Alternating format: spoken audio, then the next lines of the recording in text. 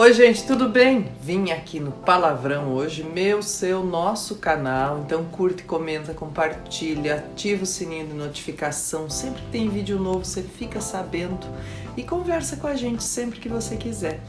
Eu vim aqui para aproveitar que a Folha de São Paulo está fazendo 100 anos, fez 100 anos no último dia 19, junto com o aniversário do Shibata, que não fez 100 ainda, mas eu queria aproveitar justamente para discutir um pouquinho com você, para você que está estudando, que gosta de ler, curioso, enfim, que tem essas curiosidades, né? Para a gente conversar um pouquinho sobre o fato de um jornal ou um periódico qualquer ou de uma instituição fazer 100 anos. Como é que a gente estuda com jornal, né? Como é que a gente pode fazer filtro das leituras que a gente faz? Por que é tão importante a gente ter diferentes fontes, meios, mecanismos de comunicação? E por que é legal a gente fazer parte? Como é bom a gente se sentir fazendo parte de um processo não só temporal, mas comunicativo também, né? De construção de memória. E olha só, eu tô aqui justamente, peguei a folha impressa, né? Para mostrar ainda assim, dá uma sensação de nostalgia. Porque se a gente for fazer uma pesquisa sobre leitores, tanto das mídias tradicionais quanto das mídias mais atuais, a gente vai perceber que a leitura maciça hoje está concentrada no meio virtual, né? Inclusive eu faço isso.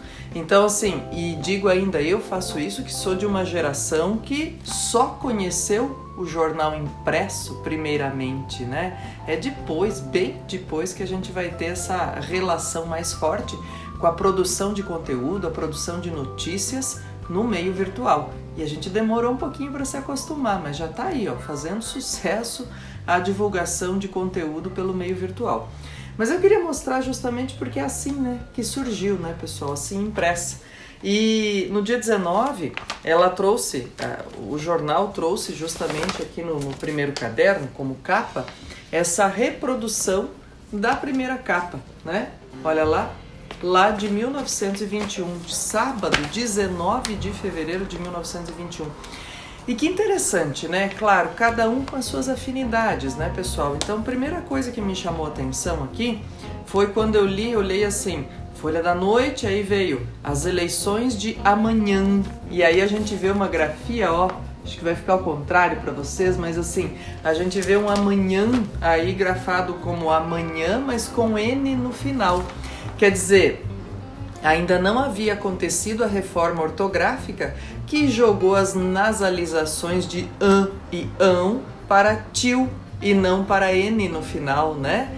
Então, olha, são 100 anos, gente, umas 3 reformas ortográficas depois e o jornal sobrevive. Quer dizer, o meio de produzir conteúdo é o meio que concentra as informações a que a gente acessa, ao que a gente tem acesso o tempo todo, né?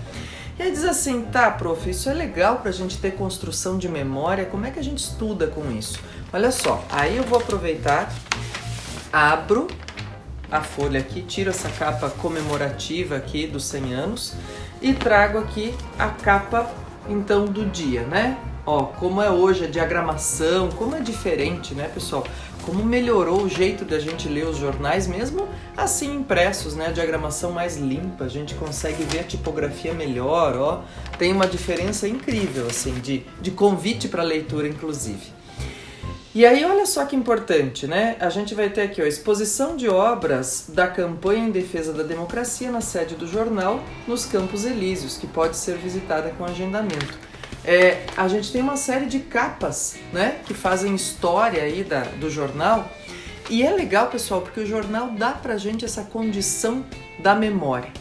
Ficou a cargo do jornal durante todo o século XX vamos dizer assim, essa responsabilidade, né, da mídia como um todo de armazenar as informações, de contar as informações e armazená-las.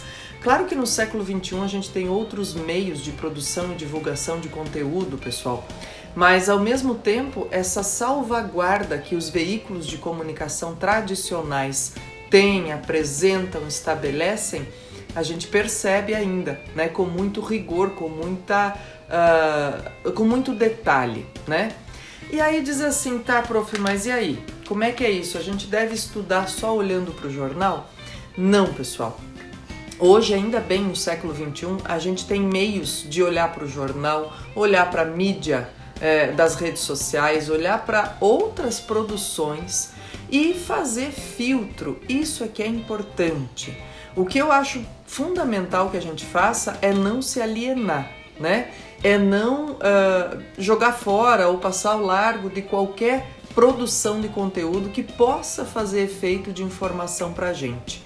Sabe que inclusive os jornais foram essenciais na produção e divulgação, estão sendo ainda essenciais na produção e divulgação de conteúdo relacionado à pandemia, aos cuidados, à vacinação, à mudança de bandeiras, né, laranja, vermelha, amarela, preta, enfim, nas cidades, nas regiões brasileiras e tudo isso.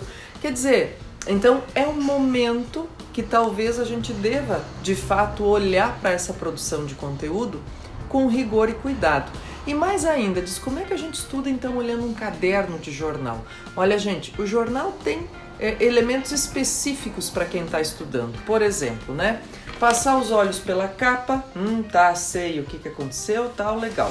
Aí, você vai para a folha de opinião, né? Que são as próximas 2 páginas na folha, mas que em outros jornais podem estar centralizadas em outros cadernos.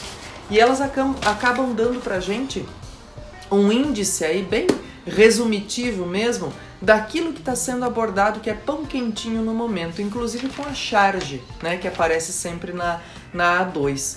Então, quer dizer, é um jeito de a gente ver como o jornal e como os colunistas do jornal estão expressando sua opinião, fazendo suas constatações sobre o que está acontecendo no momento.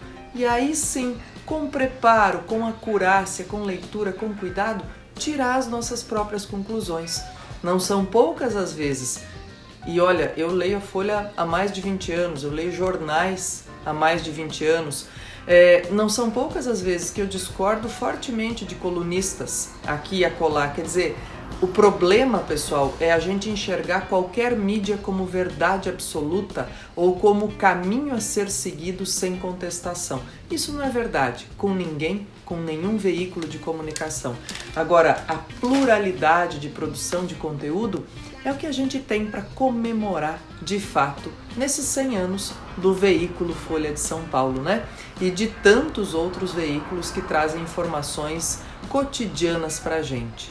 E eu gosto de citar aqui, como dizia o professor, numa das suas reflexões, ele disse uma vez, o professor Pocente, Círio Pocente, ele disse assim, olha, mais ainda, como é que a gente aprende norma culta lendo o jornal?